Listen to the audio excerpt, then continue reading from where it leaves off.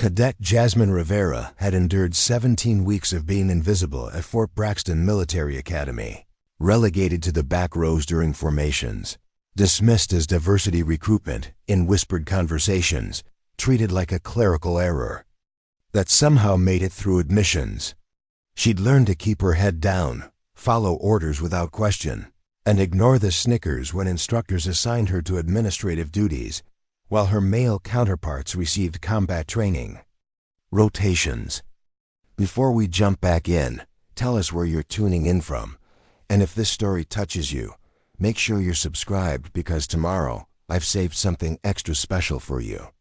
But when Commander Blake Thornton grabbed her wrist in front of 180 witnesses during advanced combat assessment, dismissing her with the kind of casual arrogance reserved for people he considered beneath notice, those same witnesses watched 17 weeks of quiet composure transform into something that would reshape everyone's understanding of what real training looked like. The morning sun cast long shadows across the concrete parade grounds at Fort Braxton, painting everything in harsh angles that matched the Academy's reputation for turning out elite military officers. Steam rose from coffee cups clutched by cadets moving in precise formations toward morning assembly, their voices carrying across the courtyard in regulation, cadences that had become second nature after months of repetition. Cadet Jasmine Rivera walked alone, as always, her olive drab uniform pressed to perfection, despite having no one to impress. 5 feet 6 inches of controlled discipline, wrapped in regulation fabric. Dark hair pulled back in a bun, so tight it could pass white glove inspection from 50 yards away. Her boots struck concrete with measured rhythm, neither hurried nor leisurely, simply efficient. She'd learned efficiency at Braxton. How to be present without being noticed, competent without being threatening, capable without drawing attention to capabilities that made certain people uncomfortable. The Academy had rules about fitting in, most of them unwritten but clearly understood by anyone who'd spent more than a week navigating its social hierarchies. Fort Braxton Military Academy occupied 3,000 acres of Georgia pine forest. Its red brick buildings and manicured lawns designed to project tradition and excellence. Founded in 1887, it had produced 4-star generals, Medal of Honor recipients, and enough legendary military leaders to fill a museum wing dedicated to American military heritage. The kind of place where family names carried weight across generations, where legacy admissions were discussed in terms of bloodlines and breeding rather than test scores and qualifications. Jasmine carried no such legacy.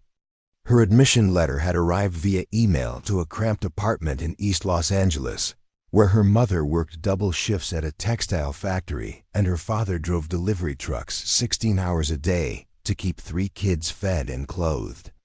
Scholarship that brought her to Georgia represented 4 years of straight A's, community college credits earned during high school, and an essay about serving her country that she'd rewritten 17 times before hitting send.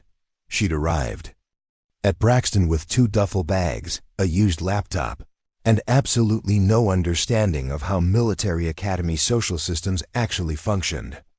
The first lesson had come during orientation week when Cadet Commander Wesley Harrison III introduced himself by asking which general in her family had recommended her for admission. When she'd explained about the academic scholarship, his expression had shifted from interest to polite dismissal in the space between heartbeats. The message was clear. Academic achievement might get you through the door, but military academies ran on connections, tradition, and the kind of social capital that couldn't be earned through textbooks or test scores. Morning formation assembled in the central courtyard. 200 cadets arranged in perfect rows, according to company assignments and class rankings. Jasmine took her position in the back row of Delta Company, surrounded by other cadets who'd been sorted into what everyone understood to be the Academy's unofficial miscellaneous category. Kids from small towns in Montana, scholarship recipients from inner-city Detroit, first-generation college students whose parents worked jobs that didn't come with military pension plans. Commander Blake Thornton emerged from the administration, building with the kind of presence that made conversations stop mid-sentence. 6 feet 2 inches of West Point precision, broad shoulders carrying the weight of a uniform decorated with ribbons that told stories of deployments in places most cadets couldn't find on a map. His gray eyes swept across the formation with practiced authority, cataloging details that would later appear in performance, evaluations, and recommendation letters. Thornton represented everything Fort Braxton aspired to produce. 4th generation. Military, combat veteran, fast-tracked for promotion, equally comfortable commanding troops in hostile territory or addressing congressional committees about military readiness. His family name appeared on buildings throughout the academy. His grandfather's portrait hung in the main hall, and his opinion carried enough weight to determine which cadets received coveted assignments upon graduation. Advanced combat assessment begins today. Thornton's voice carried across the courtyard without amplification. Trained projection that could reach the back rows without seeming to strain. This is not a theoretical classroom exercise. This is not a simulation. This is an evaluation of your readiness to lead soldiers in conditions where mistakes cost lives.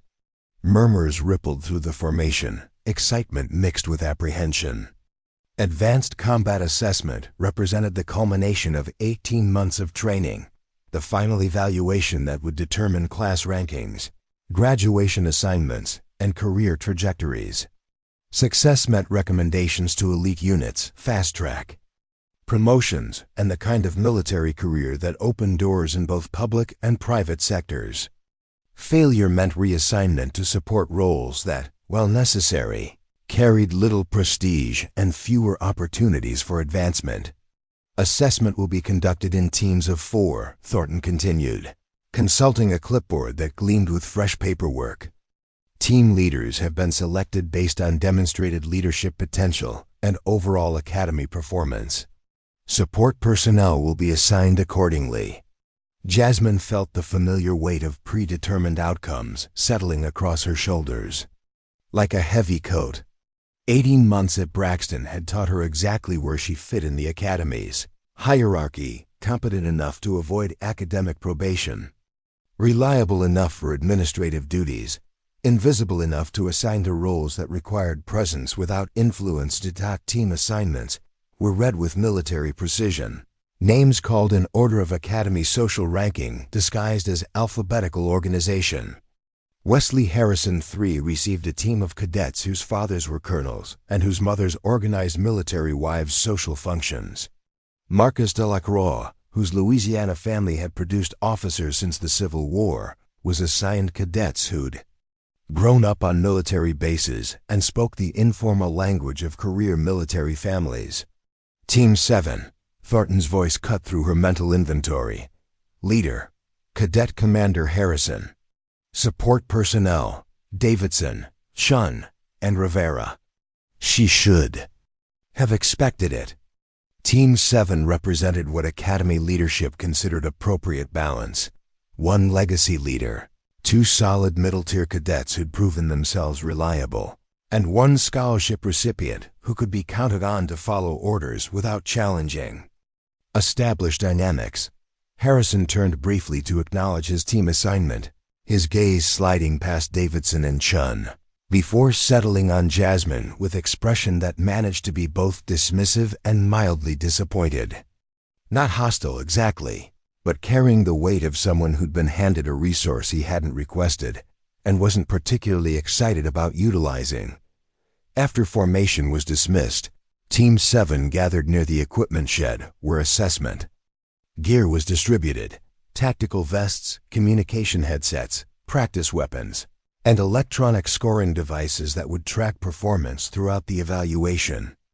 Davidson and Chun moved with easy familiarity around Harrison, their conversation flowing in shorthand developed through months of shared classes and social functions. Rivera, Harrison's tone was polite but distant, the way people addressed service personnel whose names they hadn't bothered to learn. You'll be handling communications and logistics support. Keep the radio working. Make sure we don't lose equipment. Stay out of the way during actual tactical scenarios. It wasn't a discussion. It was an assignment of duties based on assumptions about capability that Harrison had made without bothering to review her training records or ask about her experience. In his worldview, scholarship recipients existed to handle support functions, while legacy cadets managed important decisions. Jasmine nodded once, accepting the radio equipment and clipboard that would track team resources throughout assessment. She'd learned not to argue with predetermined roles, especially when those arguments would be reported to instructors who'd already decided what they expected from each cadet. But as she adjusted the communication headset and ran system checks on equipment that would keep her team connected during complex tactical scenarios, she allowed herself a moment of private satisfaction. Harrison had handed her responsibility for the one system that could make or break team performance during advanced combat assessment. He'd done it because he considered communications work beneath his attention, but he'd also given her control over information flow that would determine whether Team 7 succeeded or failed spectacularly. The irony wasn't lost on her. 18 months of being dismissed as support personnel had taught her every system, protocol, and backup procedure that kept military operations functioning. While legacy cadets focused on leadership theory and tactical concepts, she'd spent her time learning how things actually work, how to troubleshoot communication failures, how to coordinate logistics under pressure, how to keep teams connected when standard procedures fell apart. She'd also spent 18 months in the Academy's martial arts program, though no one seemed to remember that detail when making assumptions about her capabilities. The equipment shed buzzed with activity as teams received final briefings and last-minute equipment adjustments. Instructors moved between groups, offering guidance and answering questions with the kind of professional attention that suggested careers hung in the balance of the next 72 hours. Commander Thornton approached Team 7's preparation area, his presence causing conversation to stop as cadets straightened into respectful attention. He reviewed Harrison's equipment configuration with approving nods, discussed tactical approaches with Davidson and Chun in terms that assumed competence and leadership potential. When his attention turned to Jasmine, the quality of interaction shifted subtly. Not hostile, but carrying undertones that suggested he was checking boxes on administrative requirements. Rather than evaluating a cadet he expected to contribute meaningfully to team success. Communications functioning properly? His question was directed more toward Harrison than toward her, as if she were equipment rather than personnel. All systems operational, sir, she responded with regulation precision, though Thornton's attention had already moved on to other teams requiring his attention. Preparing and narrating this story took us a lot of time, so if you are enjoying it, subscribe to our channel. It means a lot to us. Now back to the story. The dismissal was casual, automatic, and complete.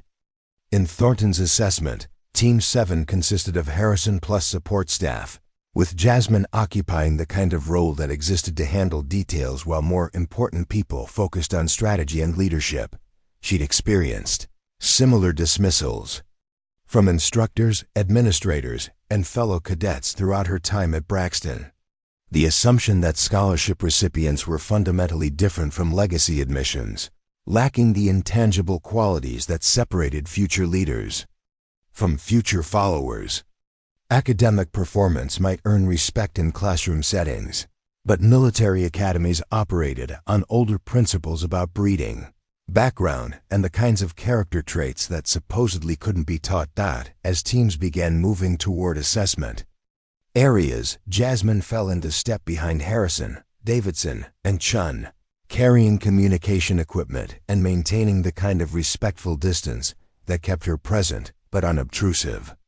Her role was clearly defined: technical support, administrative assistance, an invisible competence that would keep systems functioning while others made decisions and received credit. But as she walked across concrete that still held morning shadows, adjusting equipment straps and running mental checklists of emergency procedures she'd memorized during months of being assigned to support roles.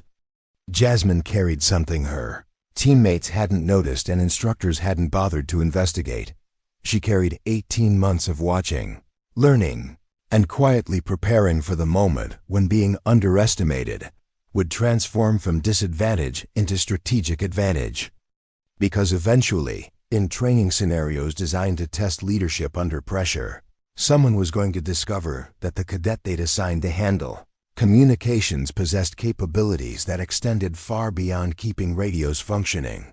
And when that moment arrived, everyone's assumptions about who belonged in leadership roles and who existed to provide support were going to be tested in ways that would reshape Team 7's understanding of competence, capability, and what real training actually looked like when stripped of social expectations and reduced to simple questions of who could perform when everything else fell apart. The Advanced Combat Assessment Arena sprawled across 15 acres of carefully designed terrain that mimicked real-world combat environments, urban structures built from concrete blocks, wooded areas thick with Georgia pine, open fields that offered no cover, and obstacle courses that tested both physical capability and tactical decision-making under pressure. Observation towers positioned at strategic intervals housed instructors with evaluation clipboards, their elevated positions providing clear sight lines to monitor team performance during complex scenarios. 180 cadets moved through initial equipment checks under morning sun that promised to turn Georgia humidity into a test of endurance as much as strategy. The assessment would unfold over 3 days, with teams rotating through scenarios designed to evaluate leadership, adaptability, technical competence, and performance under stress that simulated conditions future officers would face in actual deployments. Team 7 occupied a staging area near the communications hub, where Jasmine conducted final systems checks while Harrison reviewed tactical maps with Davidson and Chun. Their conversation flowed in the confident tones of cadets who'd grown up hearing military strategy discussed at family dinner tables, their analysis peppered with references to historical battles and theoretical approaches learned from fathers and uncles who'd commanded troops in Iraq and Afghanistan. Primary objective is securing the communications relay. Harrison traced routes on the map with professional authority. The standard approach would be direct assault, but that's exactly what instructors expect. We demonstrate tactical sophistication by establishing overwatch positions and coordinating synchronized movement from multiple angles. Davidson nodded approvingly. Classic pincer movement. My father used similar tactics during urban operations in Fallujah. Requires precise timing and reliable communication between elements, which is where support personnel become crucial, Chun added, glancing toward Jasmine with the kind of acknowledgement reserved for necessary equipment. As long as communications stay functional, coordination remains possible. Lose radio contact, and the whole plan falls apart. The discussion continued around her rather than including her. 3 cadets planning strategy while assuming she'd execute technical requirements without need for consultation or input. Harrison occasionally directed comments in her direction, but they were instructions rather than requests for tactical analysis. Keep frequencies clear. Maintain contact with all team elements. Report equipment malfunctions immediately. She listened while running diagnostic checks on radio equipment, her hands moving through procedures with practiced efficiency while her mind cataloged tactical assumptions that would determine Team 7's success or failure. Their plan was textbook standard, exactly the kind of approach that looked impressive on paper and fell apart under pressure when real-world variables disrupted theoretical perfection, but pointing out potential flaws would require challenging Harrison's authority in ways that Academy social dynamics simply didn't permit. Scholarship recipients who questioned legacy cadets' tactical decisions found themselves reassigned to administrative roles that effectively ended military career aspirations. Better to execute orders competently and hope natural consequences. Provided learning experiences without permanently damaging team relationships. Commander Thornton's voice cut across the staging area, carried by amplification that reached every corner of the assessment zone. Teams will demonstrate tactical proficiency through scenarios designed to test leadership under pressure. Performance will be evaluated based on mission accomplishment, adaptability to changing conditions, and effective utilization of team resources. The words carried weight beyond their literal meaning. Everyone understood that effective utilization of team resources translated to leadership cadets demonstrating their ability to manage subordinates, while adaptability to changing conditions meant responding appropriately when instructors introduced unexpected complications designed to separate competent leaders from those who merely looked good during routine exercises. Team 7 moved toward their assigned starting position, crossing open ground that brought them within view of observation towers, where instructors tracked movement and made notes on evaluation forms that would determine class rankings and graduation assignments. Other teams moved in parallel formations, their tactical approaches varying based on leadership styles and team composition, but all operating within parameters established by months of classroom instruction and field exercises. The first scenario began with electronic signals that activated tactical displays positioned throughout the assessment area. Team 7's mission parameters appeared on screens that outlined objectives, constraints, and success criteria in language precise enough to eliminate ambiguity while leaving tactical implementation to team leadership discretion. Harrison gathered his team around the display, his voice carrying the authority of someone accustomed to giving orders and having them followed without question. Objective is clear: secure communications relay, establish defensive perimeter, maintain position for 30 minutes, while hostile forces attempt to recapture strategic asset. The scenario was familiar from classroom exercises and field training, though real-world execution under evaluation pressure added complexity that couldn't be replicated during routine practice. Success required coordination between team elements, effective use of available equipment, and leadership decisions that balanced aggressive tactical movement with careful risk management. Davidson Chen, you establish overwatch positions here. And here, Harrison indicated elevated positions that provided clear fields of fire toward likely enemy approach routes. Rivera, you stay with communications equipment at the relay station. Maintain contact with both elements and report enemy movement immediately. The assignments reflected standard tactical doctrine and team social hierarchy in equal measure. Legacy cadets received positions that required independent judgment and tactical decision-making, while scholarship recipients were assigned to support roles that kept them safely away from situations requiring leadership initiative. Jasmine shouldered her communication gear and moved toward the designated position, a concrete structure that housed electronic equipment representing the kind of strategic asset teams might be required to capture and defend during actual military operations. The structure offered excellent protection for communication equipment, while providing clear radio contact with team elements positioned throughout the scenario area. But it also represented a tactical trap that Harrison's textbook approach had failed to identify. The communications relay sat in a natural depression that provided cover from direct fire while making the position nearly impossible to evacuate. Under pressure, anyone assigned to defend the relay would be protected during initial phases of engagement, but trapped if tactical situations required rapid movement or emergency extraction. Standard doctrine called for positioning communication personnel where they could maintain contact while retaining mobility, necessary for tactical flexibility. Harrison's plan sacrificed mobility for protection, betting that overwhelming firepower from overwatch positions would eliminate threats before they could effectively engage the relay station. It was the kind of decision that worked perfectly during controlled exercises where instructors followed predictable patterns, but fell apart when real opponents used creativity and tactical innovation to exploit obvious weaknesses. She could have mentioned the tactical problem.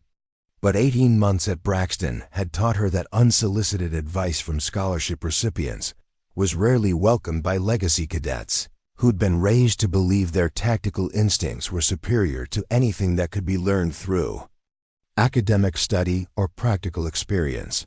The scenario began with electronic tones that signaled hostile forces beginning their assault on team positions. Through her headset, Jasmine monitored communications between Harrison, Davidson, and Chun as they implemented their tactical plan with precision that reflected months of classroom preparation and field training. Overwatch 1. Enemy movement. Southeast approach. Davidson's voice crackled through the radio with professional calm. Confirmed, engaging targets, Chun responded, followed by electronic sounds representing simulated weapons fire. For 15 minutes, Team 7's performance looked flawless. Coordinated movement, effective communication, tactical decisions that demonstrated textbook understanding of small unit operations. Harrison's leadership appeared confident and competent, his orders clear and appropriately timed to maintain team coordination under simulated combat pressure, but instructor-controlled. Opposing forces had been watching Team 7's tactical approach, identifying weaknesses that would be exploited during the second phase of evaluation. Real opponents didn't follow predictable patterns or attack from obvious directions.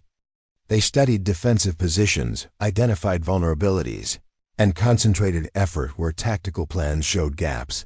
The attack came from an angle that Harrison's Overwatch positions couldn't effectively cover, hostile forces moving through dead ground that required defenders to abandon prepared positions or allow enemies to approach the communications relay without opposition.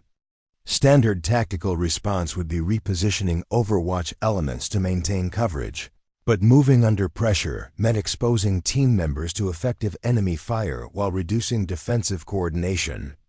Overwatch positions taking heavy fire. Davidson's voice carried tension that hadn't been present during earlier phases, requesting permission to reposition. Harrison hesitated, caught between tactical theory that called for maintaining prepared positions and practical reality of enemy forces exploiting gaps in his defensive plan. The pause lasted only seconds, but in simulated combat, delay meant lost initiative and reduced tactical flexibility. Negative, maintain positions, he finally responded, committing to a plan that was rapidly becoming untenable. Communications, report enemy positions. Jasmine tracked movement through scope attachments on her communication equipment, watching hostile forces maneuver through terrain that provided concealment while bringing them within effective range of the relay station. Their approach demonstrated tactical sophistication that exceeded anything Team 7 had encountered during routine training exercises. Multiple contacts, northwest and northeast approaches, approximately 200 meters in closing. She reported with professional precision while privately calculating how long Harrison's static defensive plan could survive against opponents who understood how to exploit terrain advantages. The answer came within minutes.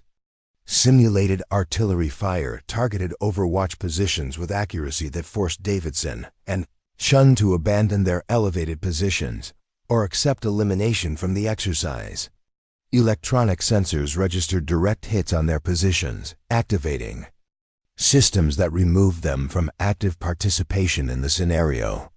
Overwatch 1 eliminated, came Davidson's voice, carrying frustration and embarrassment in equal measure. Overwatch 2 eliminated.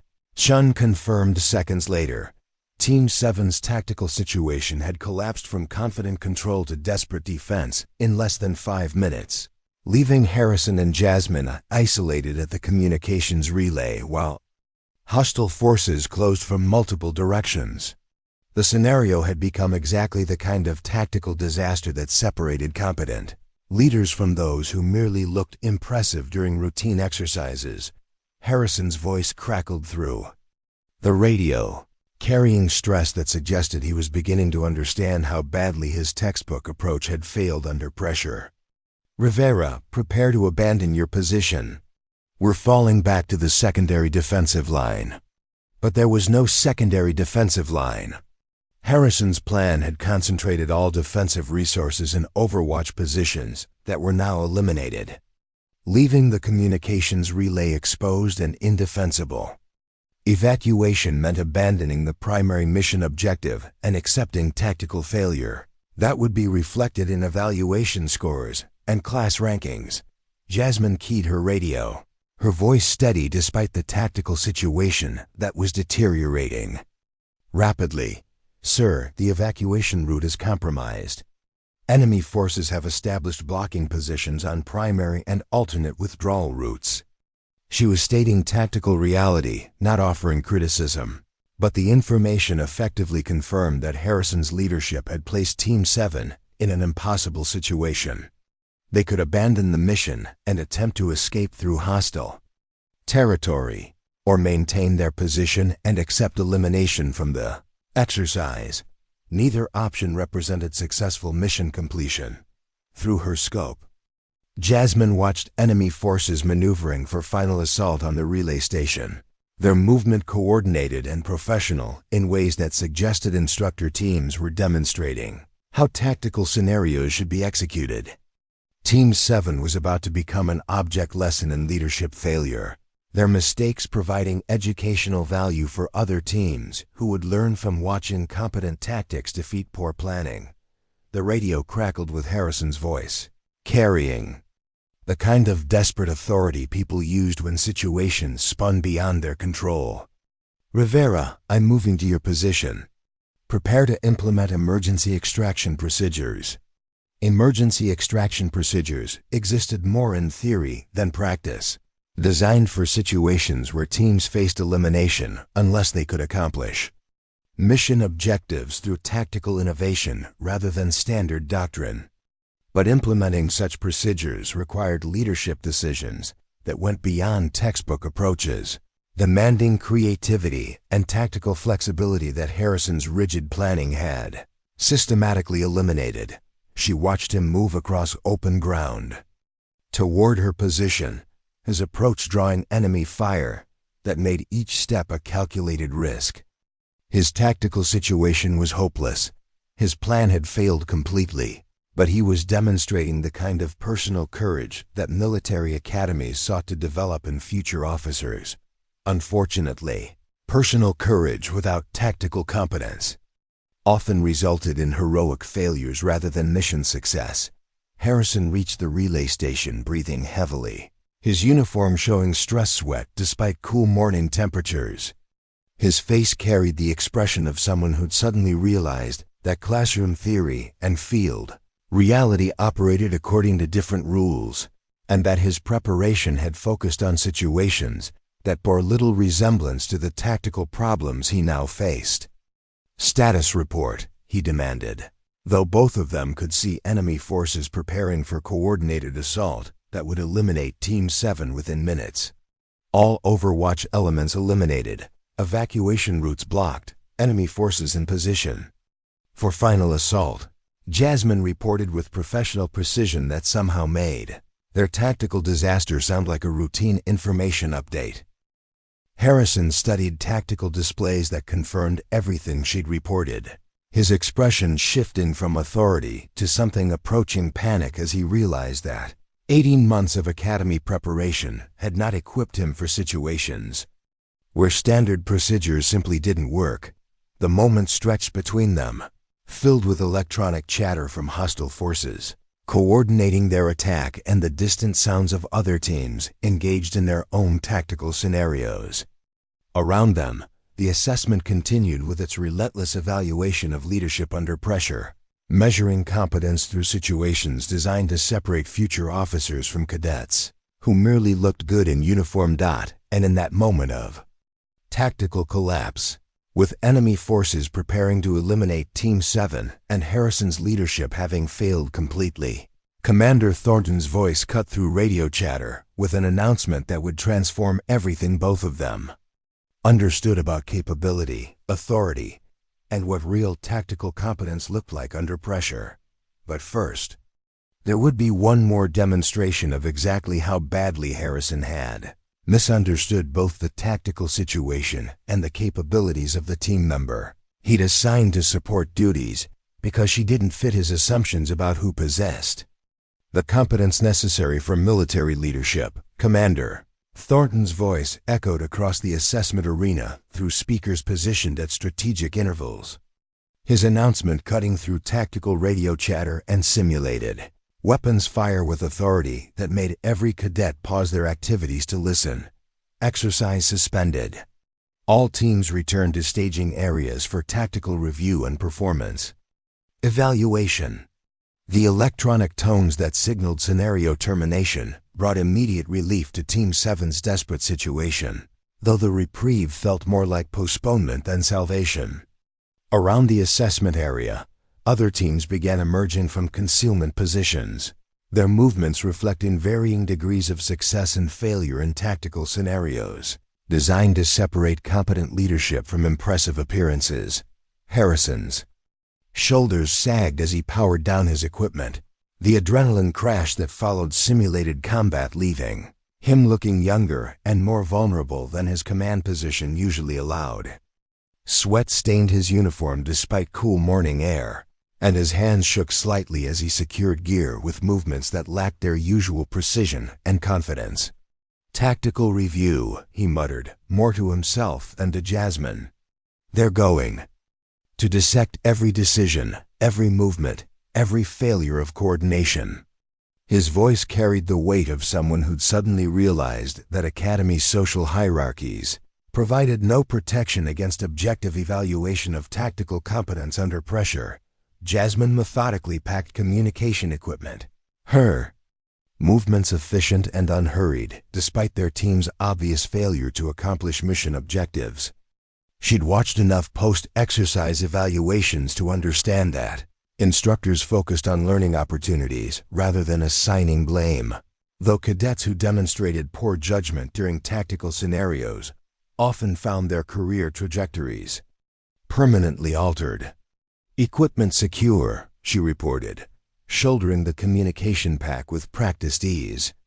Around them, other teams were conducting similar post-exercise procedures, though their conversations carried tones ranging from celebration to barely concealed frustration. Depending on tactical outcomes, they walked across open ground toward staging areas in silence, both understanding that their tactical failure would become a case study in leadership breakdown that other cadets would analyze during classroom sessions focused on what not to do during small unit operations. Harrison's rigid adherence to textbook doctrine, his failure to adapt when situations changed, his inability to utilize team resources effectively, all would be documented and discussed as examples of theoretical knowledge failing to translate into practical competence. The staging area buzzed with activity as teams reported to assigned positions for equipment turn-in and preliminary debriefing sessions. Instructors moved between groups with clipboards and evaluation forms, conducting initial assessments that would be expanded during formal review sessions scheduled for later in the day. Conversations carried the mixture of exhaustion and nervous energy that followed intense training exercises, cadets comparing experiences and trying to gauge their performance relative to Academy standards. Team 7 occupied a designated area near the equipment shed, where Harrison submitted their gear inventory while Jasmine completed technical reports documenting communication system performance throughout the exercise. The paperwork was routine, but both understood that their tactical failure would be reflected in evaluation scores that influenced class rankings and graduation assignments. "Rivera," Harrison's voice carried a tone she hadn't heard before, uncertainty mixed with something that might have been respected. "During the final phase, when we were trapped at the relay station, you maintained professional composure despite the impossible tactical situation." It wasn't exactly an apology, but it represented acknowledgement that she'd performed competently while his leadership had failed catastrophically. coming from someone who'd spent 18 months treating her as technical support rather than a fellow cadet. The comment carried more weight than its simple words suggested. "Just following training, sir," she replied, keeping her response neutral and professional. Academy dynamics didn't permit scholarship recipients to offer commentary on leadership failures, even when those failures were obvious to everyone involved. Around them, other teams were conducting similar post-exercise discussions, though most conversations focused on successful tactical decisions and effective coordination rather than spectacular failures. Team 3 had accomplished their mission with textbook efficiency. Team 5 had demonstrated innovative approaches that exceeded instructor expectations. Team 1 had recovered from early setbacks to achieve objectives through adaptive leadership. That impressed evaluation personnel. Team 7's performance would be remembered for different reasons.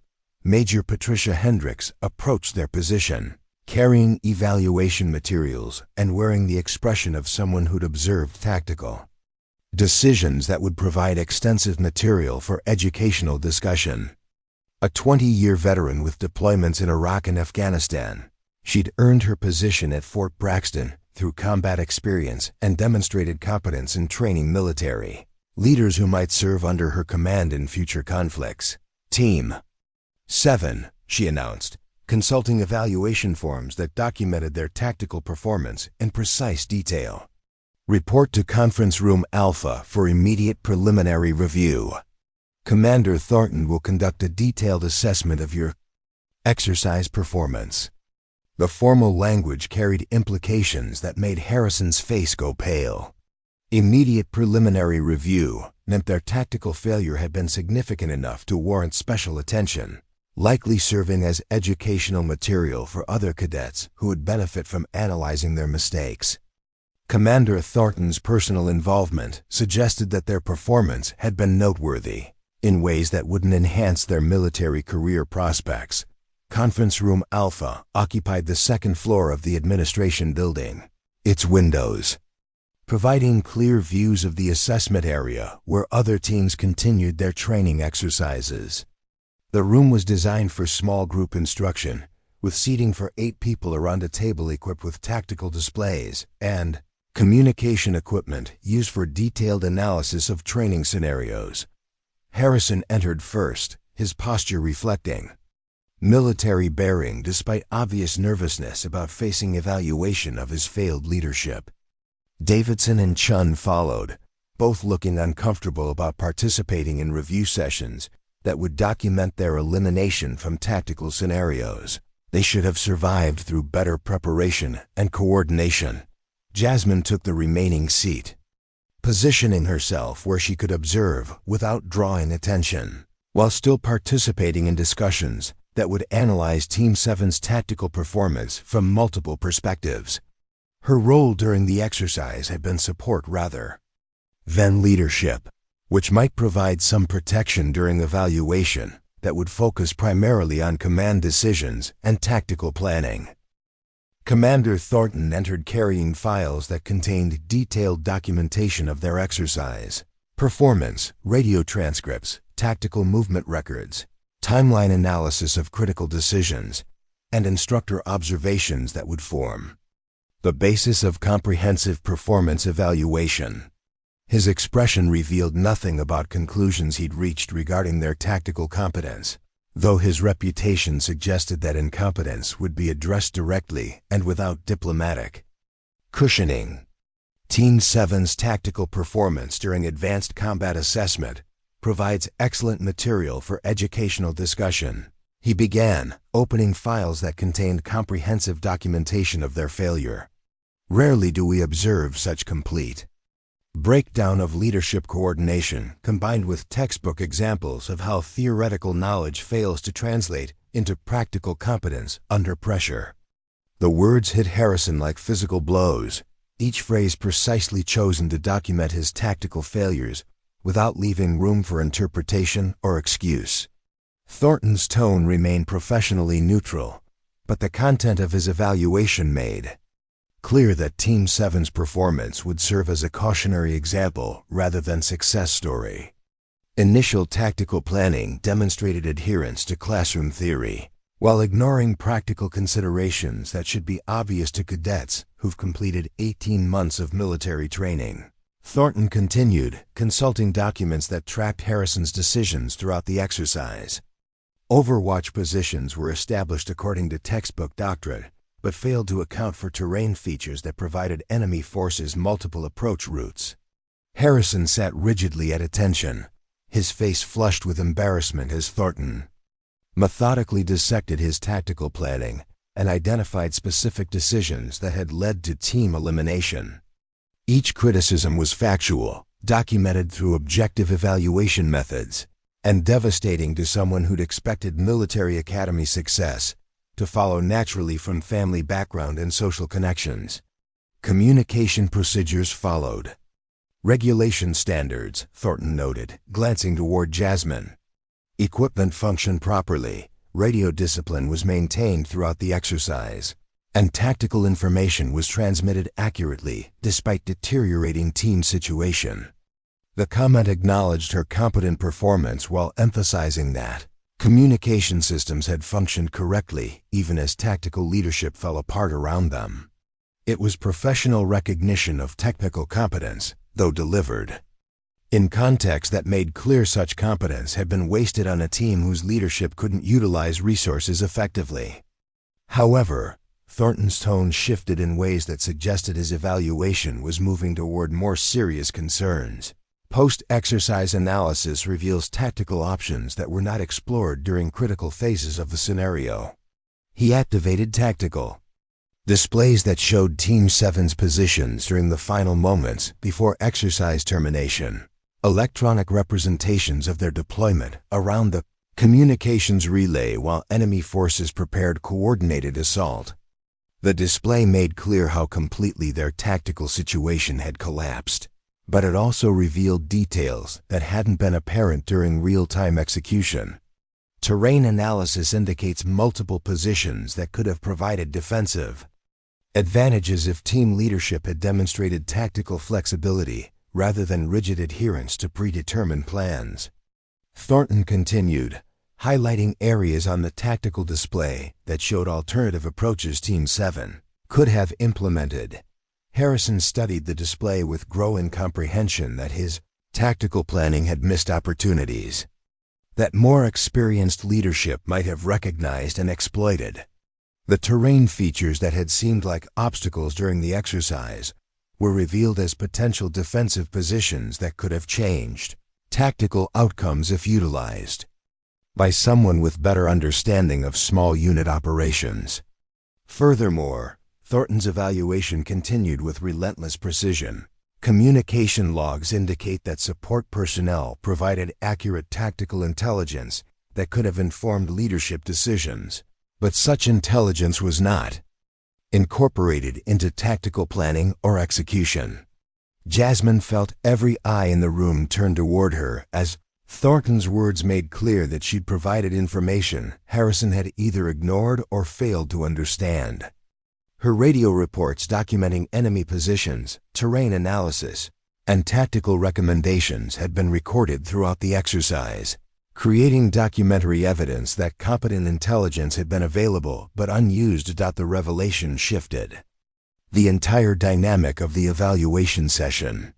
Harrison's tactical failure hadn't been caused by lack of information or equipment malfunction. It had resulted from leadership decisions that ignored available resources and intelligence that might have prevented team elimination. Specifically, Thornton consulted radio transcripts with the precision of someone building a case. Support personnel identified enemy blocking positions 15 minutes before the tactical situation became critical. Warning was transmitted clearly and acknowledged by team leadership, but no tactical adjustments were implemented to address identified threats. The silence that followed this revelation was absolute.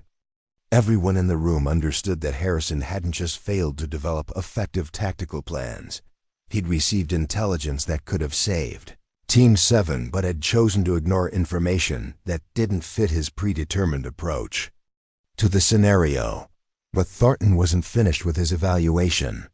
His expression suggested that Team 7's tactical failure had revealed issues more serious than simple incompetence, problems that required attention beyond routine post-exercise review and educational discussion. Which brings us to questions about resource utilization and leadership assessment that extend beyond this particular tactical scenario, he said, his words carrying implications that made everyone in the room sit straighter in their chairs. Evaluation was about to move from routine failure analysis into territory that could affect careers, class standings, and fundamental assumptions about who possessed the competence necessary for military leadership positions. And based on Thornton's expression, Team 7 was about to discover that their tactical exercise had revealed capabilities and deficiencies that would reshape everyone's understanding of what they thought they knew about each other. Commander. Thornton activated a second tactical display that filled the wall-mounted screen with data that made Harrison's face drain of color.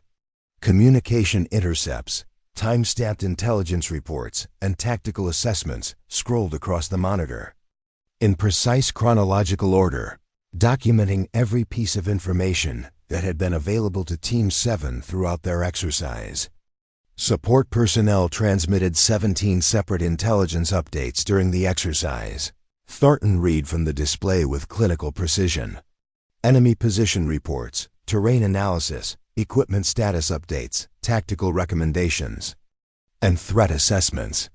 All transmitted clearly, all acknowledged by team leadership, none incorporated into tactical decision-making. The data painted a devastating picture of leadership failure that went beyond simple incompetence. Harrison hadn't just made poor tactical decisions. He'd systematically ignored intelligence that could have prevented every major failure that led to Team 7's elimination from the exercise. Each ignored warning represented a missed opportunity to adapt tactics based on real-world conditions rather than predetermined assumptions. Davidson and Chun shifted uncomfortably in their seats, both realizing that their eliminations hadn't been inevitable results of superior enemy tactics, but predictable consequences of leadership that refused to process information that contradicted established plans.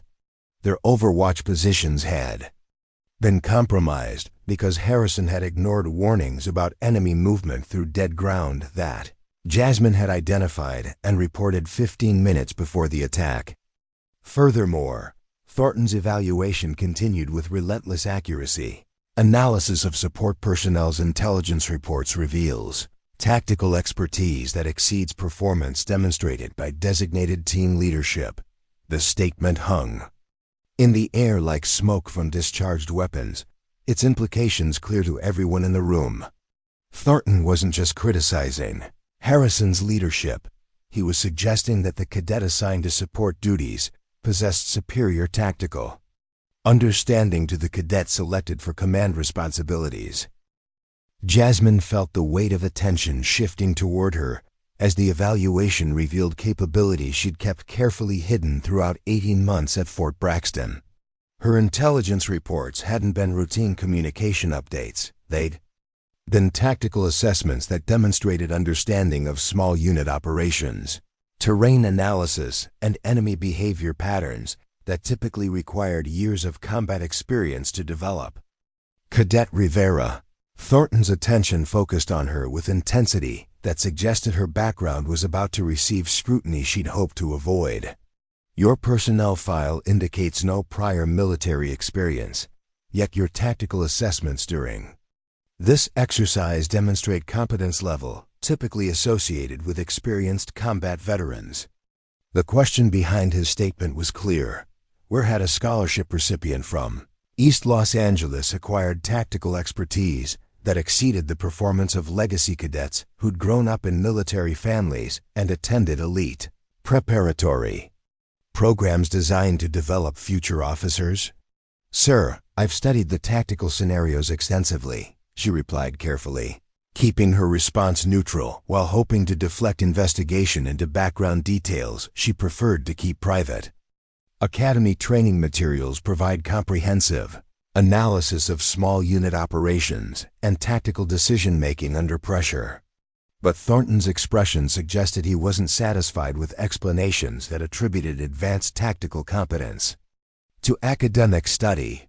His files contained information about every cadet at Fort Braxton, and something in her record had prompted questions that standard personnel data couldn't answer satisfactorily. Academic study doesn't explain the level of tactical sophistication demonstrated in your intelligence reports, he pressed, consulting documents that apparently contained details about her background that she hadn't expected to become relevant during routine training exercises. Terrain analysis, enemy behavior prediction, equipment assessment. These capabilities require practical experience that isn't available through classroom instruction. Harrison's attention snapped toward her with sudden interest, his embarrassment about tactical failure temporarily overshadowed by curiosity about team members whose capabilities he'd never bothered to investigate. For 18 months, he'd treated her as technical support without considering that support personnel might possess knowledge and experience that exceeded his own military background. The silence stretched uncomfortably as Thornton waited for explanations that would account for tactical competence that shouldn't exist in a cadet whose official background included no military training or combat experience. Around the table, Davidson and Chun watched with expressions that suggested they were reassessing everything they thought they knew about the quiet scholarship recipient they'd dismissed as administrative support. "Sir," Jasmine began carefully, understanding that further evasion would only intensify investigation into background details she'd hoped to keep private. "Before academy admission, I spent time with family members who served in combat units. Informal training, nothing official, but enough exposure to tactical operations to understand basic principles." It was true as far as it went, though it omitted details that would have shocked everyone in the room if they understood the extent of her practical experience with military operations under conditions that made academy training scenarios look like elementary exercises in tactical thinking. Her older brother Miguel had served 3 tours in Afghanistan as an Army Ranger, returning home with decorations for valor and tactical expertise earned through combat operations that had required the kind of split-second decision-making and adaptive leadership that separated elite soldiers from conventional military personnel. During his leave periods, he'd shared tactical knowledge with his younger sister, who demonstrated natural aptitude for military strategy and showed serious interest in military career opportunities. But Miguel's informal training had extended far beyond theoretical discussion. He'd taken Jasmine to training facilities where former special operations personnel taught advanced tactical skills to law enforcement and military contractors, environments where practical expertise mattered more than official credentials or academy social rankings. She'd learned urban combat techniques, advanced communications procedures, tactical planning under pressure, and close-quarters combat skills that weren't taught in standard military academy curricula. Most importantly, she'd learned to recognize and exploit the tactical weaknesses that resulted from over-reliance on theoretical knowledge without practical experience, exactly the kind of weaknesses that Harrison's leadership had demonstrated throughout Team 7's catastrophic exercise performance. Commander Thornton studied her response with expression that suggested he suspected there were details being omitted, but before he could pursue additional questions, his attention was diverted by commotion outside Conference Room Alpha. That indicated something unusual was happening in the administration building. Voices carried through the corridor, footsteps moving with urgency that suggested emergency rather than routine academy business. Through the windows, they could see cadets gathering in the courtyard below, their formations dissolving as attention focused on developments that weren't part of scheduled training activities. Major Hendricks appeared in the doorway, her expression carrying tension that made everyone in the room straighten to attention. "Commander Thornton, sir, we have a situation developing that requires immediate attention. Cadet medical emergency in the assessment area." The words transformed the atmosphere. Instantly, medical emergencies during training exercises triggered comprehensive response. Protocols that involved Academy medical personnel, local emergency services, and administrative procedures that could affect training schedules and evaluation timelines. For all cadets participating in advanced combat assessment.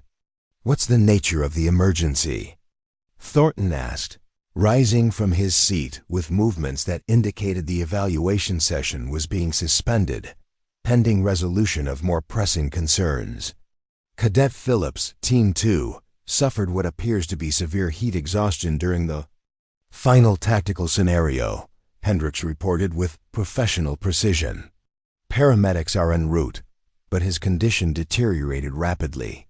He's unconscious, vital signs are unstable, and medical personnel are requesting immediate helicopter evacuation to Atlanta Medical Center. The implications were serious.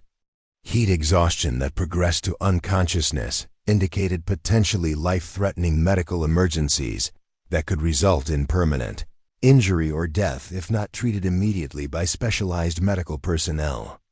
Helicopter evacuation suggested that on-site medical facilities weren't adequate to handle the severity of his condition. All training exercises are suspended pending medical evaluation, Thornton announced, moving toward the door with authority that indicated the crisis required his immediate personal attention. Team 7 evaluation will resume when the emergency situation has been resolved. But as he reached the doorway, he paused and turned back toward the table where the cadets remained seated. Uncertainty about proper protocol during medical emergencies evident in their expressions. Cadet Rivera. His voice carried tones that suggested decisions were being made that would affect more than just suspended evaluation sessions. Report to the assessment area immediately. Your communication expertise may be required to coordinate emergency medical responses with incoming helicopter crews. The instruction was unexpected and significant. Emergency medical coordination typically involved senior personnel with specialized training in medical evacuation procedures, not cadets whose primary qualification was technical competence with communication equipment. But Thornton's decision suggested that crisis situations required utilization of available expertise, regardless of traditional hierarchy considerations. As they filed out of Conference Room Alpha, Harrison fell into step beside Jasmine. His earlier embarrassment replaced by curiosity about capabilities she'd demonstrated during tactical evaluation and emergency assignments that seemed to recognize competence he'd never suspected. "Rivera," he said quietly as they moved down the corridor toward emergency assembly areas, "what exactly did your family members teach you about military operations?" The question carried implications that suggested Harrison was beginning to reassess assumptions he'd held about scholarship recipients and their qualifications for military leadership roles. His tone had shifted from dismissive authority to genuine interest in capabilities that had been revealed through tactical analysis and emergency assignments. But before Jasmine could respond, their movement down the corridor was interrupted by activity that transformed a routine medical emergency into a crisis that would test everyone's understanding of competence, capability, and what real leadership looked like under pressure that exceeded anything they'd experienced during academy training. The helicopter approaching Fort Braxton carried more than medical evacuation crew. It carried personnel whose arrival would reshape everything about advanced combat, assessment, and force confrontations between authority figures whose different approaches to military leadership would clash in ways that made tactical exercise failures look like minor disagreements about theoretical principles. And in the middle of that confrontation, assumptions about who possessed real competence and who deserved recognition would be challenged by someone whose capabilities extended far beyond anything revealed During routine training exercises or emergency medical coordination, the assessment area had been transformed into organized chaos that reflected military precision applied to medical emergency response.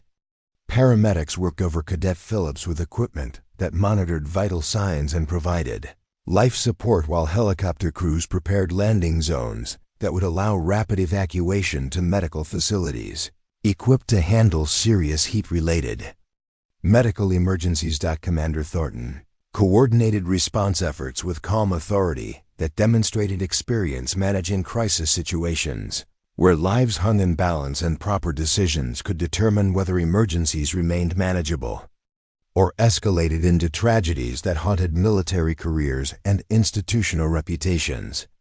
"Landing zone secure," reported Master Sergeant Williams, whose combat engineering background had qualified him to prepare helicopter operations under field conditions.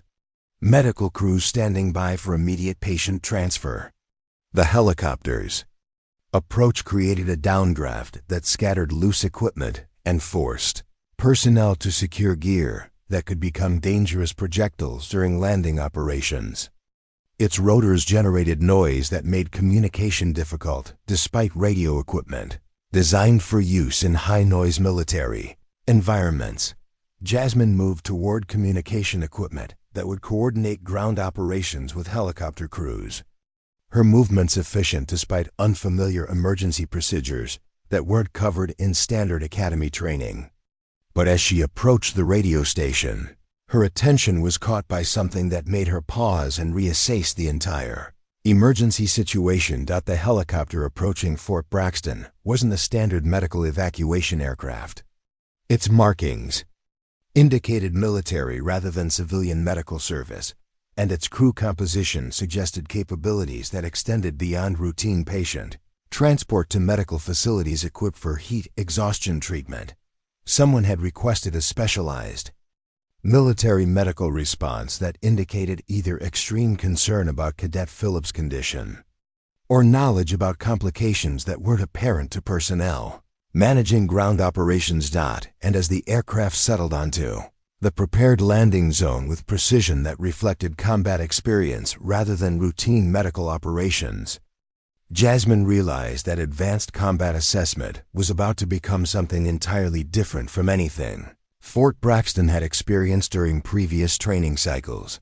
The personnel who emerged from that helicopter would bring expertise, authority, and standards of competence that would challenge every assumption about military training, tactical capability, and what real leadership looked like when stripped of academy social hierarchies and reduced to simple questions of who could perform when lives depended on making correct decisions under pressure.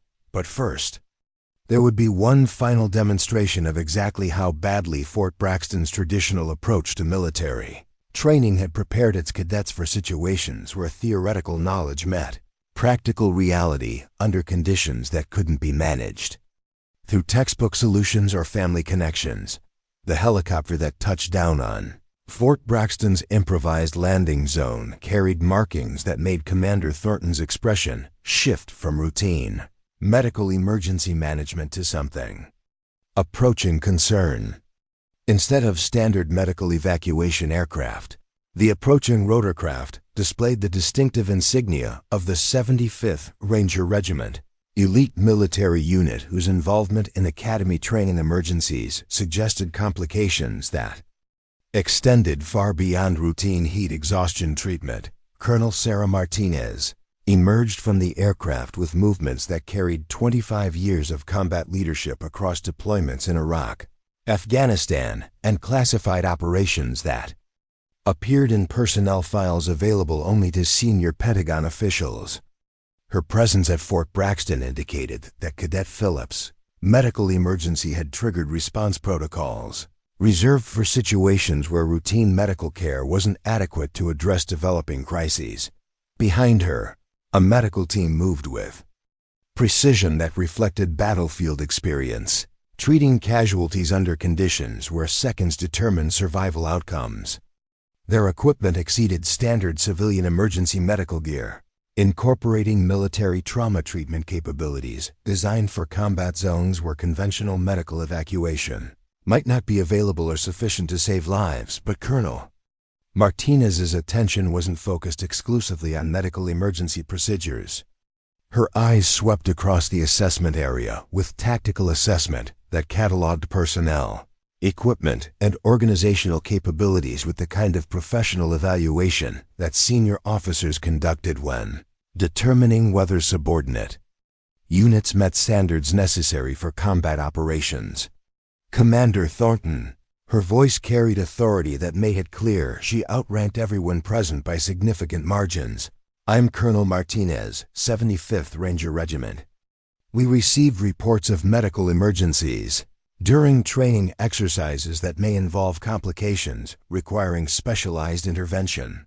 Her words were carefully chosen, professional and precise, but they contained implications that suggested Phillips' heat exhaustion might be connected to training conditions or procedures that warranted investigation by personnel whose medical expertise had been developed through combat experience with similar emergencies. Thornton saluted with regulation. Precision. Though his expression suggested he was processing implications of Ranger involvement in academy medical emergencies that should have been handled through routine civilian medical evacuation procedures. Colonel, Cadet Phillips collapsed during the final phase of advanced combat assessment. Paramedics diagnosed severe heat exhaustion with progression to unconsciousness. Vital signs have stabilized, but medical personnel recommended immediate evacuation to specialized treatment facilities. Martinez nodded acknowledgement while her medical team moved toward the treatment area where Phillips remained under care of Academy medical personnel and civilian paramedics who'd responded to initial emergency calls. Their approach demonstrated coordination between military and civilian medical resources, though it was clear that Ranger medical capabilities exceeded anything available through standard emergency response protocols. Assessment exercise conditions? Martinez asked, consulting a tablet that apparently contained information about Fort Braxton's training procedures and recent incident reports that might have triggered specialized military medical responses. Standard tactical scenarios, appropriate environmental precautions, adequate hydration protocols. Thornton responded with professional precision, though his tone suggested he was anticipating questions about training safety that might reflect poorly on Academy medical preparedness and emergency response procedures. But Martinez's investigation wasn't focused on routine safety protocol compliance. Her questions carried undertones that suggested she was evaluating training standards and leadership competence through criteria that extended beyond standard Academy performance metrics. Cadet Phillips' academic record indicates superior performance across all military training categories, she noted, reading from information that apparently included comprehensive personnel data about Fort Braxton cadets. Physical fitness ratings exceed Academy standards. Medical history shows no indication of heat-related medical issues. Family background includes extensive military service in similar environmental conditions. The information painted a picture of a cadet whose medical emergency couldn't be easily explained through standard risk factors that typically contributed to heat exhaustion during routine training exercises. Phillips had demonstrated consistent competence across all Academy requirements, suggesting that his collapse indicated problems with training conditions or supervisory oversight rather than individual medical vulnerability. Thornton's expression suggested he was beginning to understand that Ranger involvement in Phillips' medical emergency extended beyond routine medical evacuation assistance. Martinez was conducting investigation into training standards and supervisory competence that could affect Fort Braxton's reputation and his personal career trajectory. "Colonel," he said carefully, "our medical protocols meet all regulatory requirements.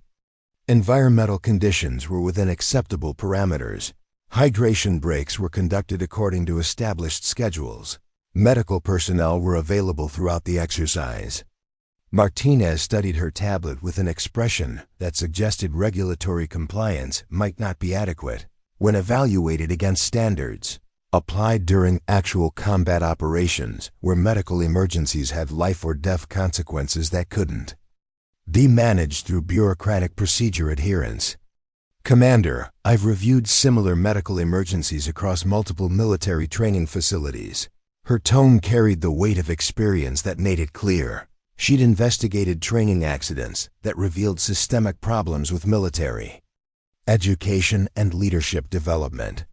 Heat exhaustion progression to unconsciousness during routine exercises often indicates training supervision that prioritizes exercise completion over personnel safety.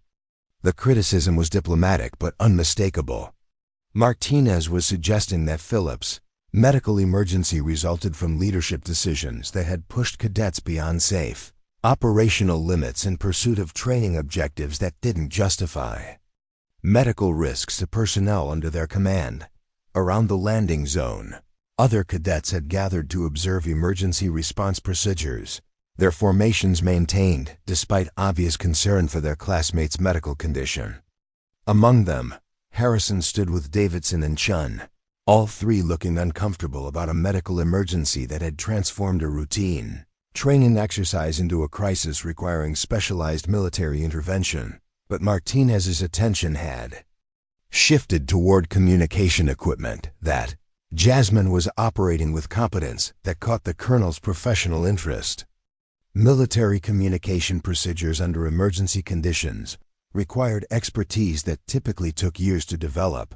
Yet the cadet coordinating radio traffic between ground personnel and incoming medical helicopter demonstrated proficiency that exceeded expectations for academy-trained personnel. Commander Thornton, Martinez said, her attention focused on communication operations that were functioning with efficiency that impressed someone whose combat experience included coordinating complex military operations under pressure. Your communication procedures demonstrate competence level that exceeds standard academy training expectations. It was professional recognition of tactical capability, though delivered in context, that suggested Martinez was evaluating personnel performance through criteria developed during combat operations where communication failures resulted in casualties. That couldn't be explained through routine after-action reports. Thornton followed her attention toward the communication station where Jasmine continued coordinating emergency response traffic with precision that had caught the attention of someone whose standards had been established through military operations where competence meant survival and incompetence meant body counts that haunted military careers. Cadet Rivera has demonstrated exceptional technical competence throughout her academy training, Thornton replied, though his tone suggested he was beginning to reassess capabilities he'd previously attributed to routine technical skills rather than advanced military expertise. Martinez approached the communication station with movements that reflected tactical assessment of personnel whose capabilities might exceed their official qualifications and training backgrounds. Her combat experience had taught her to recognize competence regardless of rank, social background, or institutional positioning within military hierarchies. Cadet, she addressed Jasmine directly, her tone carrying respect that acknowledged professional competence rather than dismissing academy personnel as inexperienced trainees whose opinions carried no weight during actual military operations. Your communication coordination demonstrates expertise typically associated with personnel who've managed tactical communications under combat conditions. The observation was presented as professional assessment rather than question, though its implications were clear to everyone within hearing range. Martinez was suggesting that Jasmine possessed practical experience that couldn't be explained through standard academy training or civilian background that appeared in routine personnel files. Jasmine maintained her focus on communication equipment while responding with professional precision that didn't reveal details about background training that had prepared her for exactly these kinds of emergency coordination responsibilities. Colonel, Academy communication training has been comprehensive. She replied carefully, keeping her response neutral while continuing to manage radio traffic that coordinated multiple emergency response elements with efficiency that impressed. Someone whose combat experience included operations where communication failures meant mission failure and casualty rates that ended military careers. But Martinez's assessment suggested she wasn't satisfied with explanations that attributed advanced technical competence to standard institutional training programs that she knew didn't produce personnel capable of managing complex emergency communications with the level of sophistication she was observing. Cadet Rivera. Her voice carried authority that indicated decisions were being made that would affect more than routine emergency response procedures. I need you to coordinate medical evacuation communications with our flight crew. Your technical competence exceeds available Academy personnel, and this operation requires expertise that can't be compromised by training limitations. The assignment was significant beyond its immediate requirements. Martinez was placing Jasmine in a coordination role that typically required senior personnel with specialized training in military medical evacuation procedures, indicating recognition of capabilities that extended far beyond standard Academy technical training. Around the communication station, other cadets watched with expressions that suggested they were witnessing recognition of competence that challenged their assumptions about scholarship recipients and their qualifications for advanced military responsibilities. Harrison's attention was fixed on interactions that revealed capabilities he'd never suspected in team members he'd assigned to support duties without investigating her actual technical background. But as Jasmine accepted specialized communication responsibilities that would coordinate life-saving medical evacuation with military precision that could determine whether Philip survived his medical emergency, the situation was developing complications that would transform routine emergency response into crisis that tested everyone's understanding of military competence, leadership authority, and what happened when theoretical Academy training met practical reality under conditions where mistakes carried consequences that couldn't be corrected through paperwork or administrative procedures. Colonel Martinez's investigation into training standards and supervisory competence was about to reveal problems with Fort Braxton's approach to military education that extended far beyond single medical emergencies. Problems that would require addressing through personnel decisions that challenged established Academy social hierarchies and traditional assumptions about who possessed qualifications necessary for military leadership positions. And in the middle of that investigation, assumptions about competence, capability, and military potential were about to be tested through a crisis that would force confrontations between different approaches to leadership development that had been building tension throughout advanced combat assessment. The medical team's report to Colonel Martinez carried urgency that suggested Philip's condition had revealed complications that required immediate decision-making about treatment options that weren't available through standard medical evacuation procedures. Their consultation involved medical terminology that indicated life-threatening emergencies, requiring specialized intervention that exceeded capabilities of civilian medical facilities, typically used for Academy medical emergencies. Colonel, the senior medical officer, reported with precision that reflected battlefield trauma experience. Patients presented with complications that suggest medical emergency progression beyond standard heat exhaustion treatment protocols. Core temperature regulation has been compromised. Neurological responses indicate potential brain injury, and standard cooling procedures aren't producing expected recovery patterns. The medical assessment painted a picture of an emergency that had escalated beyond routine training accidents into life-threatening crises that required immediate transport to specialized military medical facilities equipped to handle complications that civilian hospitals might not recognize or treat effectively. Martinez nodded acknowledgement while consulting communications with medical specialists who would receive Phillips, upon arrival at facilities, equipped with expertise developed through treating similar injuries sustained during actual combat operations, where standard medical procedures hadn't been adequate to save lives. But her attention was also focused on broader investigation into training conditions that had produced medical emergencies whose severity couldn't be explained through routine environmental factors or individual medical vulnerability. An investigation that was revealing systematic problems with Fort Braxton's approach to military training and leadership development. Commander Thornton, her voice carried authority that indicated decisions were being made that would affect Academy operations beyond immediate medical emergency response.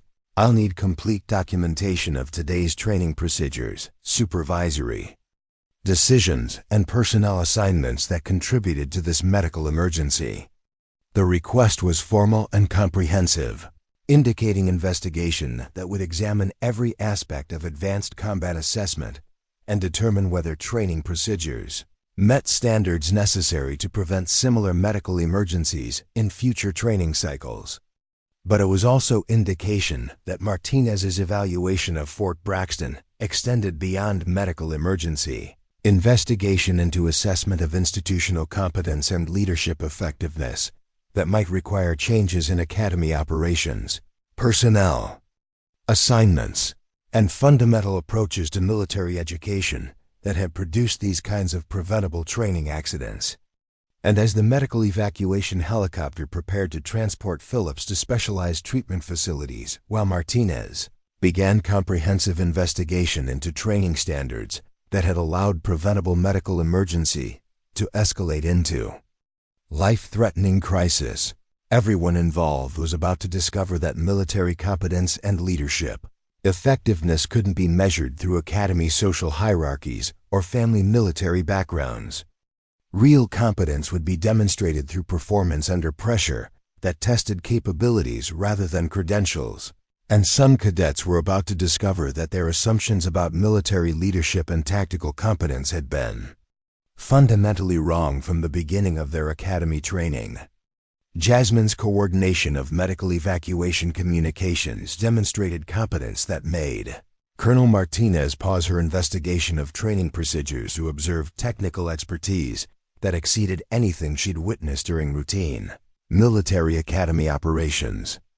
The precision with which radio protocols were executed, the seamless coordination between multiple emergency response elements, and the tactical sophistication of communication procedures indicated training that couldn't be explained through standard institutional programs. Flight Med 7, this is ground control. Jasmine's voice carried professional authority that made experienced military medical personnel respond with immediate attention rather than casual acknowledgement, typically reserved for Academy training exercises. Patient stabilized for transport, medical team ready for handoff, landing zone secured for immediate departure. Her communication incorporated medical evacuation terminology and procedural precision that reflected specialized training in military emergency response operations. Each transmission was economical, accurate, and delivered with timing that optimized coordination between ground medical operations and flight crew procedures that would determine whether Phillips survived transport to specialized treatment facilities.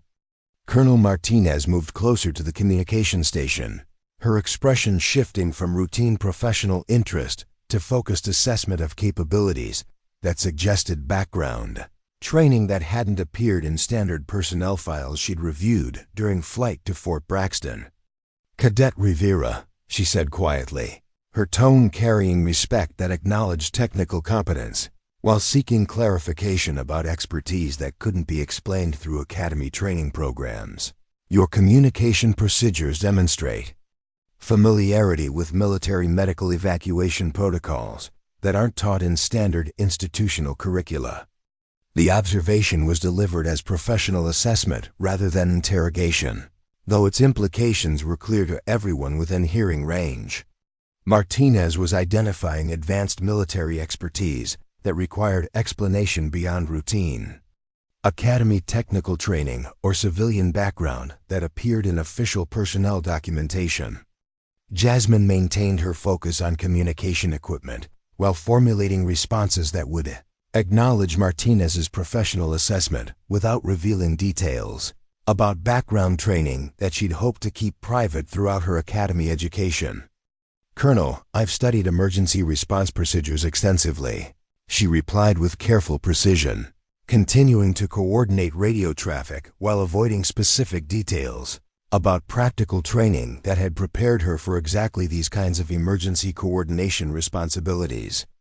But Martinez's combat experience had taught her to recognize evasion when technical competence exceeded official qualifications by margins that couldn't be explained through academic study or theoretical preparation. Her investigation into Fort Braxton's training standards was revealing personnel whose capabilities suggested backgrounds that warranted further attention. Medical evacuation coordination requires practical experience that can't be acquired through academic study, Martinez pressed, her tone remaining professionally respectful while making clear that she expected more comprehensive explanations about technical expertise that was impressing someone whose standards had been established through combat operations where communication failures meant casualty rates that ended military careers. The medical helicopter's rotors increased pitch as flight preparations neared completion, creating noise that made communication difficult despite radio equipment designed for high-noise military environments. Around the landing zone, emergency response personnel conducted final equipment checks while maintaining professional composure, despite life-threatening medical emergencies that required immediate transport to specialized treatment facilities. But the mechanical noise couldn't mask conversation that was revealing capabilities and background details that would reshape everyone's understanding of personnel qualifications and military potential that had been systematically underestimated through institutional assumptions about scholarship recipients and their suitability for advanced military responsibilities.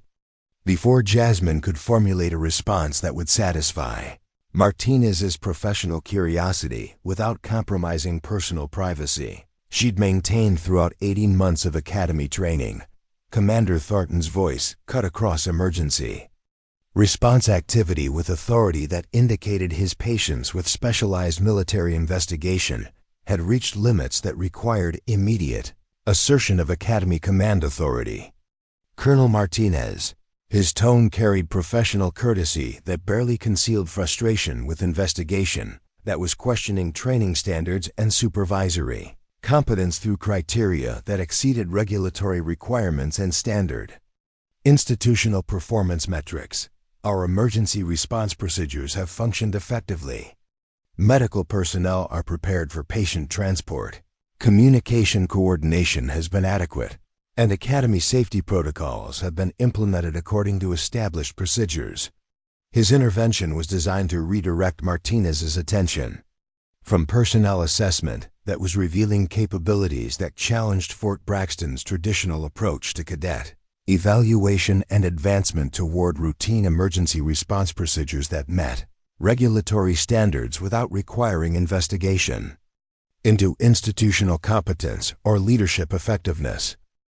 But Martinez's expression suggested that routine compliance with safety regulations wasn't adequate when evaluated against standards developed through combat experience where medical emergencies had life or death consequences that couldn't be managed through bureaucratic procedure adherence or administrative damage control.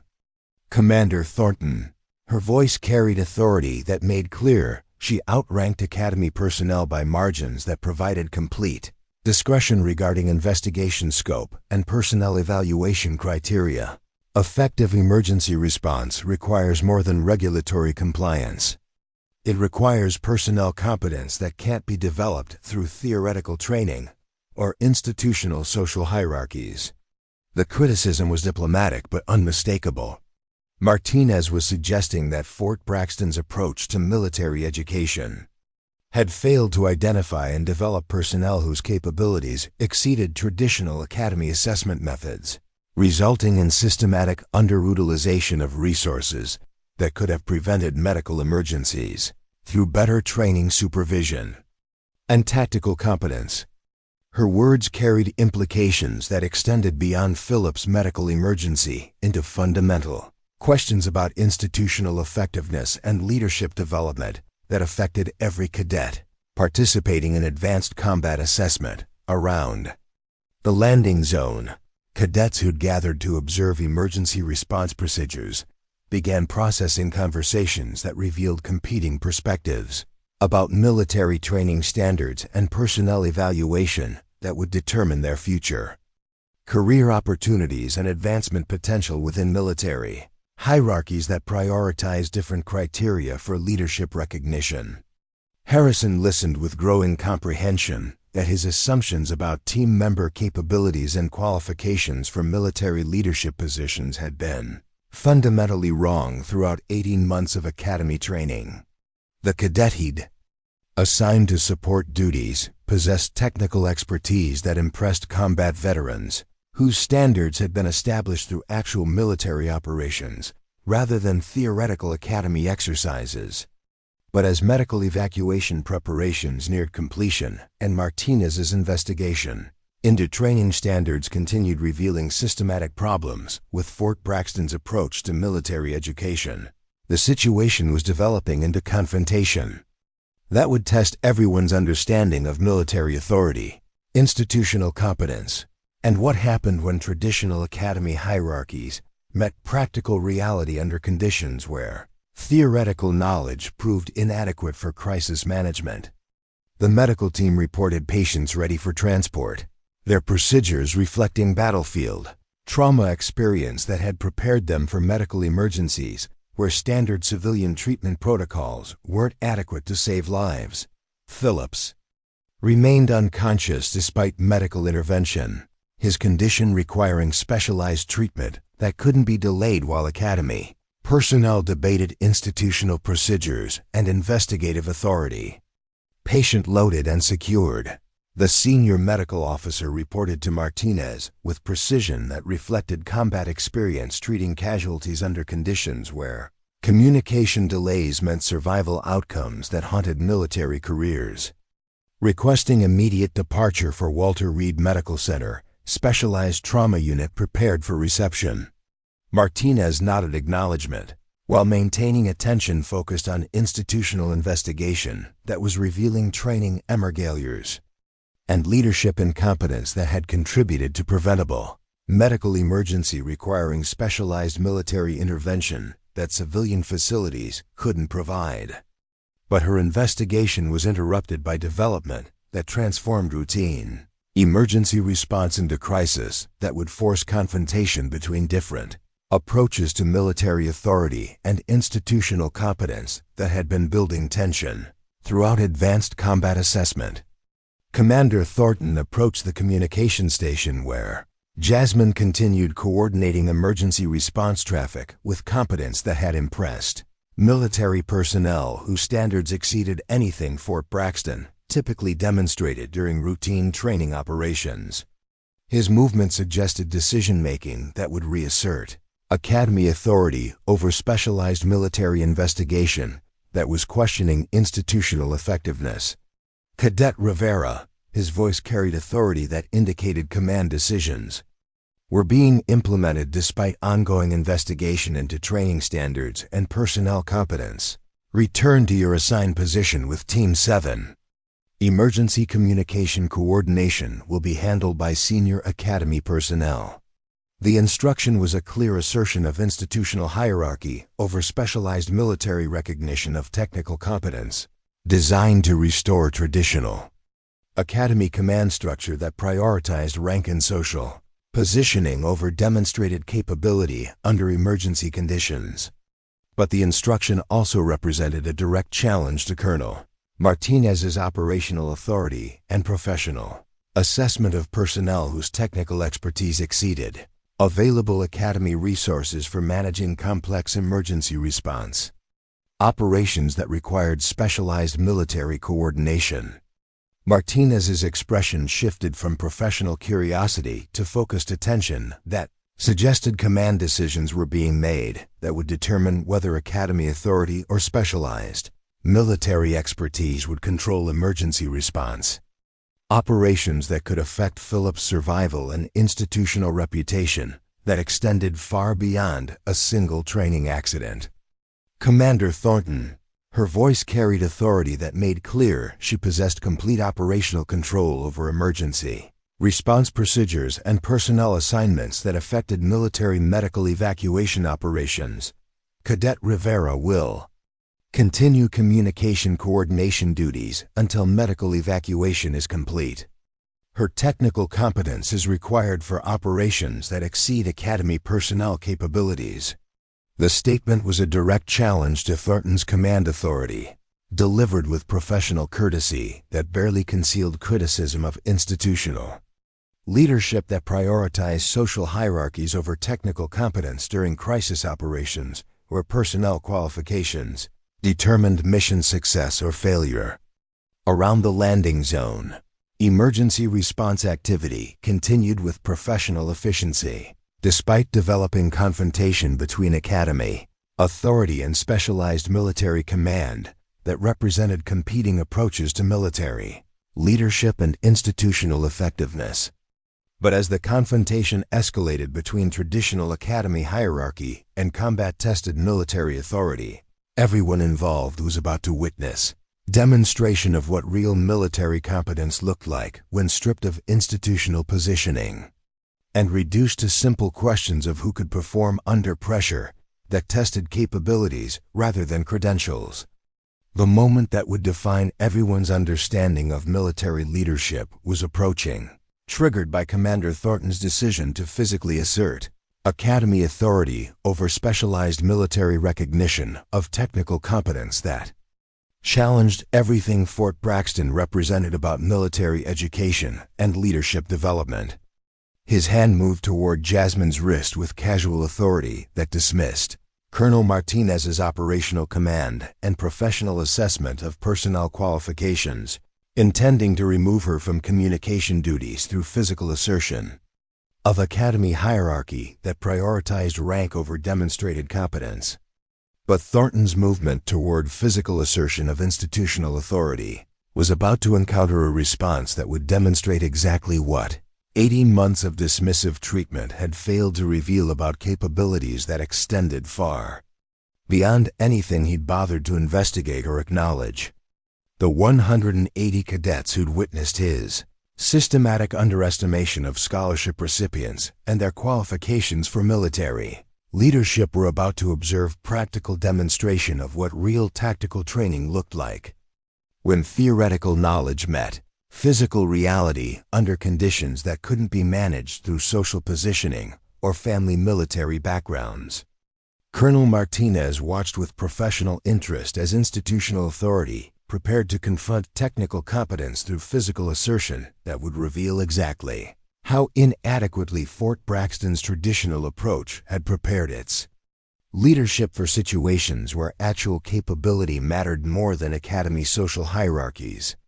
And Jasmine Rivera, who'd spent 18 months being dismissed as support personnel, while quietly developing capabilities that exceeded anything demonstrated by legacy cadets whose military potential had been assumed rather than tested, was about to provide educational demonstration that would reshape everyone's understanding of military competence, leadership effectiveness, and what happened when people who'd been underestimated finally revealed exactly what they were capable of accomplishing. Commander Thornton's hand reached for Jasmine's wrist with the casual arrogance of someone who'd never had his authority challenged by personnel he considered beneath his notice.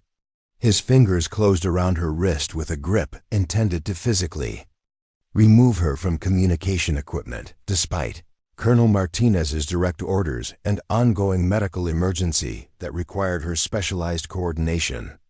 The movement was witnessed by 180 cadets, academy instructors, emergency medical personnel, and Ranger combat veterans, whose professional attention was focused on developments that would demonstrate exactly what happened when institutional authority confronted practical competence through physical assertion rather than tactical reasoning. What followed lasted less than 3 seconds, but would be analyzed and discussed throughout Fort Braxton for years afterward as demonstration of what real military training looked like when stripped of social positioning and reduced to fundamental questions about physical capability, tactical competence, and combat readiness. Jasmine's response was immediate, precise, and devastating. Her left hand trapped Thornton's wrist while her right hand applied pressure to specific nerve clusters that had been taught to her by her brother Miguel during training sessions that prepared elite soldiers for close quarters, combat situations where hesitation meant death and incorrect technique meant capture or elimination. The joint manipulation was executed with clinical precision that reflected hundreds of hours practicing techniques developed by special operations personnel for situations where survival depended on neutralizing threats regardless of rank, social position, or institutional authority that provided no protection against physical violence or combat situations. Thornton's confident grip transformed instantly into a desperate attempt to escape pain that shot through his arm like electric current, nerve pressure creating agony that made his knees buckle and his face contort with shock that someone he'd dismissed as support personnel possessed combat capabilities that exceeded anything he'd encountered during his military career. "Sir," Jasmine's voice remained professionally calm despite physical confrontation that had escalated beyond verbal disagreement into demonstration of combat skills that shouldn't exist in scholarship recipients from East Los Angeles. "I recommend you release your grip and step back immediately." Her words were delivered with a tone that combined military courtesy with unmistakable threat assessment, making clear that continued physical aggression would result in escalation that he wasn't prepared to handle through techniques that had been developed for situations far more dangerous than academy training exercises. But Thornton's shock at discovering his physical authority had been neutralized by someone whose capabilities he'd never bothered to investigate, was compounded by humiliation of being controlled through techniques he couldn't counter or escape, witnessed by personnel whose professional assessment would determine whether his career survived this demonstration of tactical incompetence. He attempted to reassert control through additional pressure, trying to use superior size and strength to overcome technical precision that had been designed specifically to neutralize larger opponents who relied on physical advantages rather than tactical expertise and combat training. The additional pressure triggered a response that demonstrated exactly why close quarters combat techniques had been developed by personnel whose survival had depended on neutralizing threats regardless of size, strength, or institutional authority, that provided no protection during actual combat situations. Jasmine's grip tightened with pressure that targeted nerve clusters and joint vulnerabilities that had been identified through medical study, combined with practical application under conditions where incorrect technique meant mission failure and personal elimination by opponents who didn't respect academy social hierarchies or family military backgrounds. The audible crack of stressed joint cartilage echoed across the landing zone with sound that made everyone present understand that theoretical authority had encountered practical capability through physical confrontation that revealed exactly which approach to military training produced personnel capable of performing under pressure. Thornton's gasp of pain was followed by immediate release of his grip as nerve pressure created agony that overrode conscious decision-making and forced involuntary compliance with tactical superiority that had been demonstrated through techniques that couldn't be countered through rank, social position, or institutional authority. "Medical attention recommended, sir," Jasmine said with professional concern that somehow made her technical superiority sound like routine first aid recommendation rather than aftermath of combat demonstration that had neutralized academy command authority through specialized training that shouldn't exist in personnel who'd been assigned to support duties.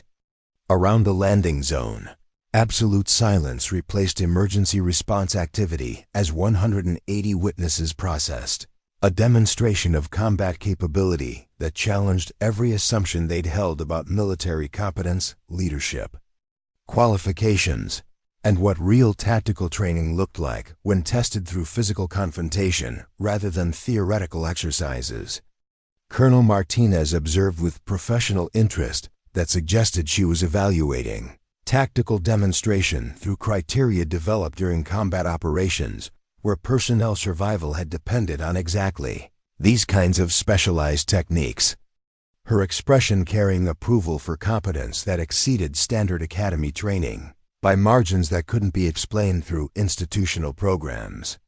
Harrison started with an expression that suggested complete reassessment of everything he'd assumed about team members whose capabilities had been systematically underestimated. Throughout 18 months of academy training, his tactical failure during exercises suddenly seeming less important than fundamental misunderstanding of personnel qualifications and military potential. The medical evacuation helicopter's departure broke the silence with rotor noise that covered Thornton's retreat toward academy medical facilities where his injured wrist would receive treatment, along with explanations about how routine authority assertion had resulted in physical confrontation that demonstrated his complete lack of preparation for situations where theoretical knowledge met practical reality. Outstanding demonstration, Cadet Rivera.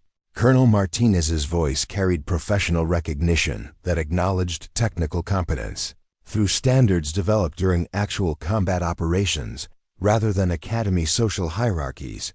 Your training background obviously extends beyond standard institutional curricula.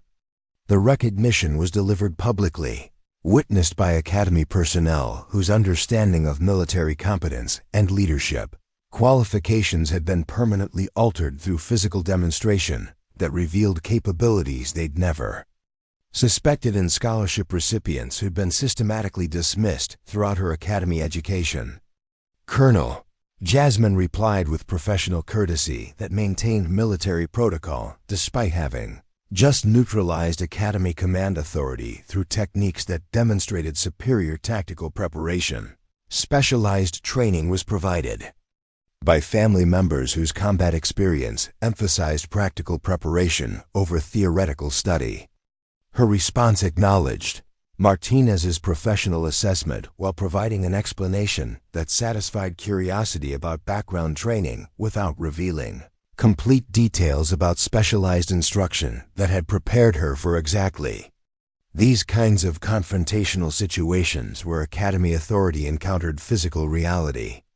But the explanation also confirmed what Martinez had suspected throughout her investigation into Fort Braxton's training standards, that some personnel possessed capabilities that exceeded institutional assessment methods and that academy social hierarchies had systematically failed to identify and develop military potential that could have prevented the kinds of training failures that had resulted in preventable medical emergencies. Cadet Rivera, Martinez announced with authority that carried across the landing zone and reached every witness who'd observed demonstration of what real military training looked like. Report to my office tomorrow morning for discussion about advanced training opportunities that better match your demonstrated capabilities. The assignment represented recognition that would reshape Jasmine's military career trajectory from support roles toward specialized opportunities that acknowledged technical competence and combat readiness that had been revealed through crisis situations rather than routine academy evaluations. Around the landing zone, conversations began processing implications of physical demonstration that had challenged fundamental assumptions about military leadership, institutional competence, and what happened when people who'd been systematically underestimated finally revealed exactly what they were capable of accomplishing under pressure that tested capabilities rather than credentials for 18 months. Fort Braxton had operated under assumptions about scholarship recipients and their suitability for military leadership that had been revealed as completely wrong through a crisis that demonstrated practical competence exceeding anything produced by traditional academy training methods. And Jasmine Rivera, who'd endured systematic dismissal while quietly developing capabilities that exceeded every standard her institution had established for military excellence, had finally received recognition that matched her actual qualifications for leadership. Positions that required competence rather than social connections. The Academy would never look at capability the same way again. Up next, you've got 2 more standout stories right on your screen. If this one hits the mark, you won't want to pass these up. Just click and check them out. And don't forget to subscribe and turn on the notification bell so you don't miss any upload from us.